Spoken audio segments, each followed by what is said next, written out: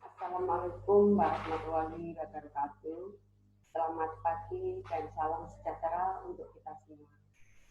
Pada hari ini kita akan memberi materi hukum administrasi negara, yaitu pertemuan pertama.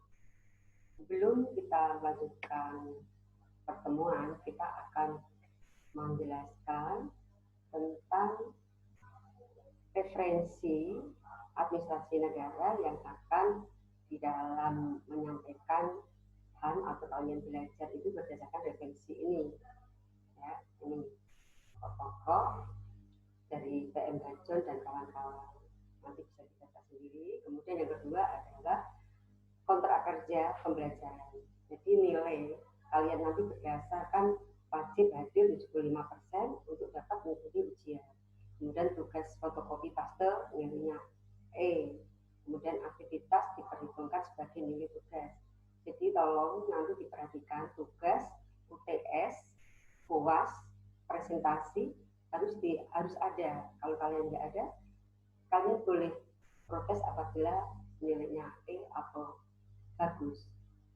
Kemudian ini penilaian nilai akhir. Nah, ini kita dinilai dari kehadiran, kuis, UTS, UAS, dan tugas dan presentasi.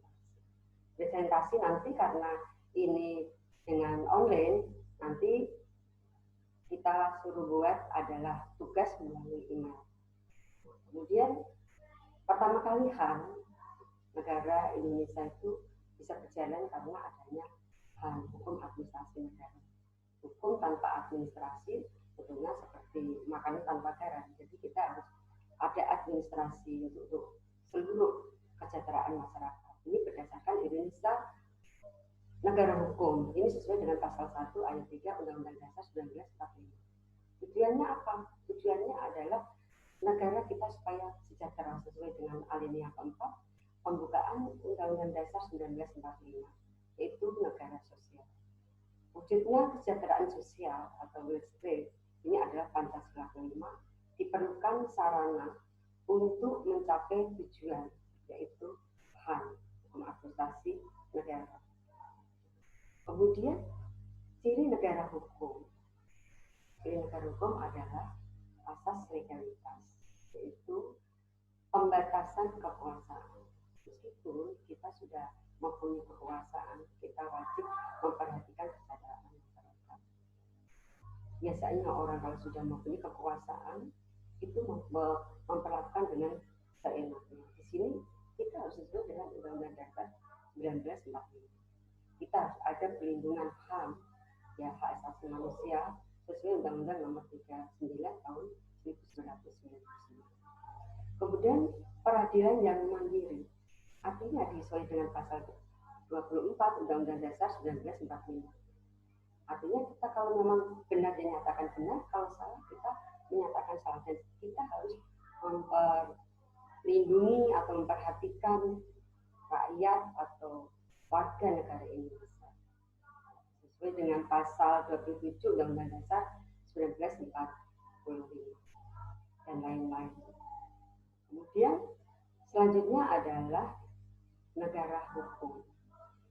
Negara hukum ini, Indonesia ini kan memang negara hukum. Artinya kalau negara tidak ada hukum, tentunya masyarakat tidak bisa diatur. Dan negara hukum ini tentunya sesuai dengan undang-undang yang ada diterapkan oleh pemerintah. Seperti perspektif HAM, yaitu asas legalitas, setiap tindakan pemerintah harus berdasarkan hukum.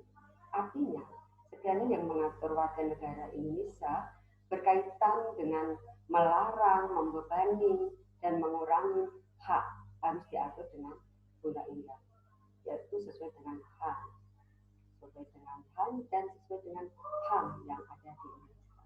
Kemudian yang kedua adalah HAM harus mengedepankan atau tindak pemerintah. Artinya, pemerintah juga harus berjalan sesuai dengan hukum administrasi negara. Semua hukum administrasi negara dilakukan oleh pemerintah, yaitu di seluruh instansi.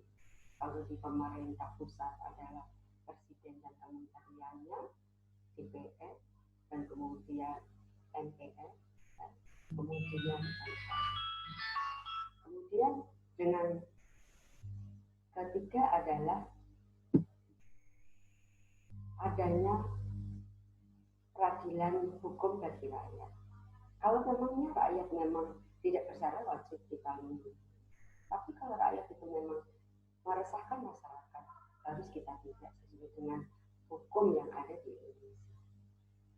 Nah, di sini sesuai negara hukum, kita harus tahu tentang asas legalitas pembatasan kekuasaan, perlindungan HAM, kemudian peradilan yang mandiri sesuai dengan apa yang diterapkan oleh pemerintah. Nah, kemudian dengan Indonesia tentunya kita wajib memperlakukan negara hukum. Ya, negara hukum sesuai dengan setiap tindakan pemerintah harus berdasarkan hukum. Artinya di sini masyarakat harus tahu dan memperlakukan, belajar dengan apa yang telah disosialisasikan pemerintah. Undang-undang ini harus disosialisasikan kepada masyarakat agar masyarakat tahu.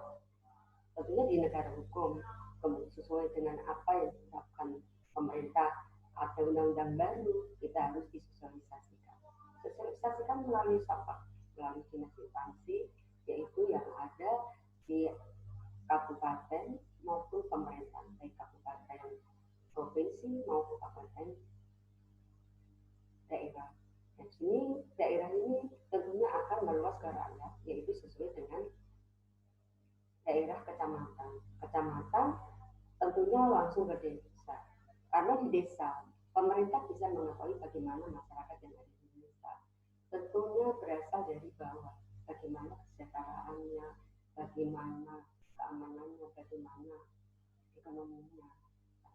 Sesuai dengan pemerintahan, hukum, administrasi dimulai dari desa. Desa sesuai nggak dari struktur, kemudian pemerintahannya, kemudian anggarannya, kemudian masuk ke provinsi, kabupaten, terus ke kecamatan, kecamatan, desa, terus ke provinsi. Di sini adalah hukum administrasi negara. Terima kasih atas perhatian malam pada pagi hari ini, yaitu kita perkenalan bagaimana cara-cara untuk kita mendapatkan belajar dengan baik sesuai dengan hukum administrasi negara. Assalamualaikum warahmatullahi wabarakatuh.